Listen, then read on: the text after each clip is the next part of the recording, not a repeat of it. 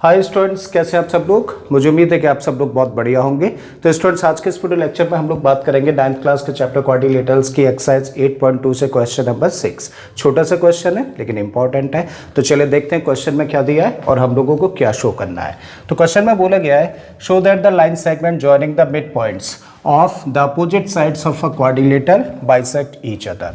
तो हम लोगों को शो करना है कि भाई एक क्वाड्रिलेटरल की जो अपोजिट साइड्स के मिड पॉइंट्स होते हैं, अगर उनको ज्वाइन कर दिया जाए तो जो ज्वाइन करने वाले लाइन सेगमेंट्स होते हैं वो एक दूसरे को बाइसेक्ट करते हैं। फिगर से समझने का काम करें तो एबीसीडी क्या है, एबीसीडी एक क्वाड्रिलेटरल है और इस क्वाड्रिलेटरल के पी क्यू आर एस क्या दे रखे हैं, हम लोगों को मिड पॉइंट्स दे रखे हैं साइड्स के।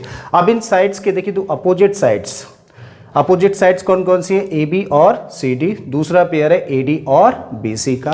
तो इन अपोजिट साइड्स के जो मिड पॉइंट्स हैं क्या क्या है, देखिए पी और आर हैं। तो इन दोनों को ज्वाइन करा के एक लाइन सेगमेंट बना क्या, पी आर।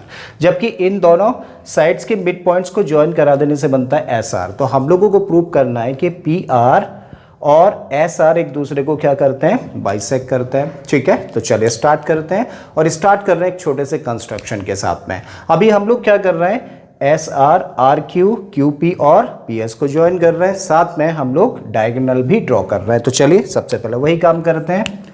एस और आर को हम लोगों ने ज्वाइन कराया, फिर आर क्यू को ज्वाइन कराया, पी क्यू को ज्वाइन कराया और एस पी को ज्वाइन करा दिया। साथ ही हम लोगों ने डायगोनल ए सी भी ड्रॉ कर दिया। ठीक है, चलिए इस कंस्ट्रक्शन को सबसे पहले मेंशन कर देते हैं। तो क्या क्या ज्वाइन कराया हम लोगों ने कंस्ट्रक्शन में, join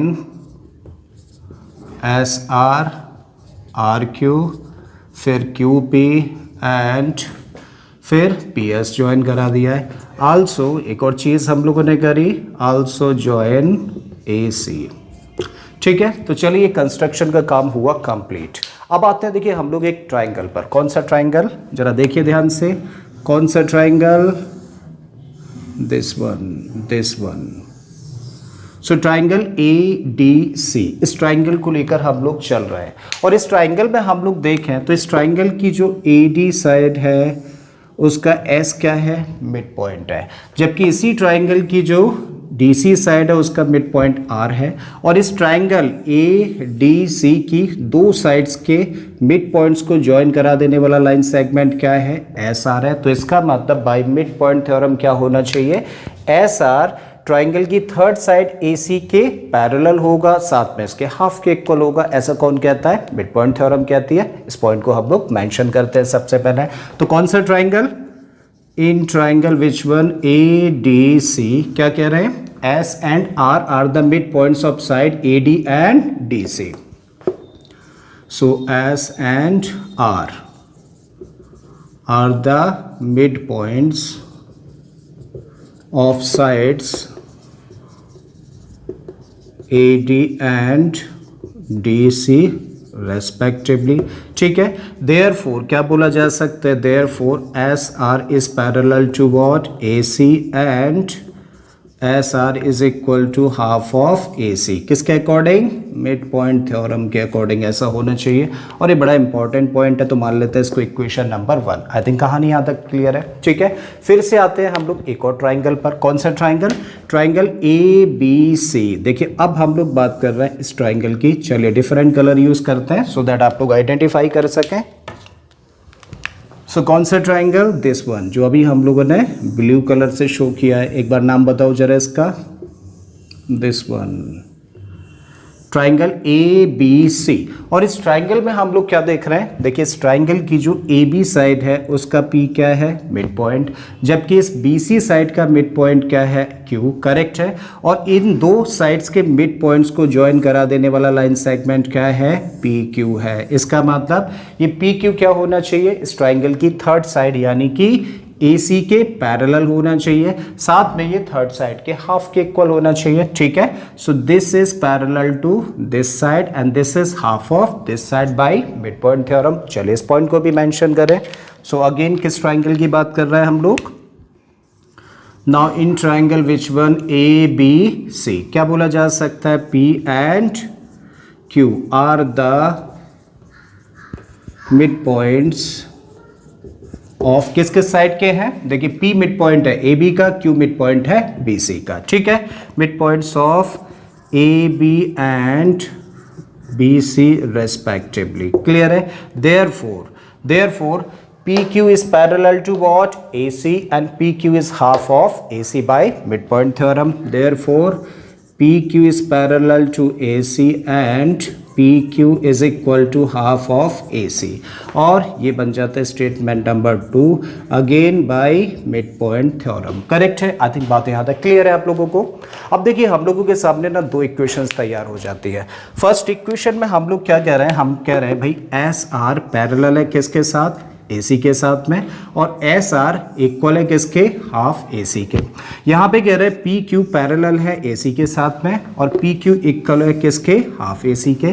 तो जब SR AC के साथ पैरेलल है, PQ भी AC के साथ पैरेलल है, तो इन दो स्टेटमेंट्स के बेसिस पे क्या कह सकते हैं कि भाई SR और PQ भी आपस में कैसे होंगे, पैरेलल होंगे। बिल्कुल इसी तरीके से अगर SR हाफ AC के इक्वल है और PQ भी हाफ AC के इक्वल है, तो इसका मतलब दो क्वांटिटीज हैं जो कि एक सेम क्वांटिटी के इक्वल हैं, तो दोनों आपस में कैसी हुई, इक्वल हो जाती हैं, ठीक है। तो चलिए पॉइंट मेंशन करते हैं। तो फ्रॉम इक्वेशन नंबर 1 एंड 2,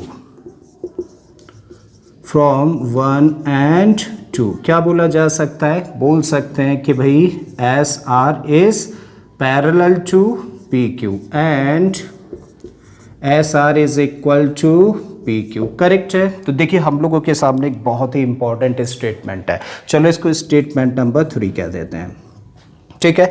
तो हम लोग क्या कहने की कोशिश कर रहे हैं, हम लोग कह रहे हैं कि भाई इस क्वाड्रिलेटरल में, देखिए इस क्वाड्रिलेटरल में आ जाते हैं हम लोग, कौन सा, PQRS जो क्वाड्रिलेटरल अभी हम लोग कलर कर रहे हैं।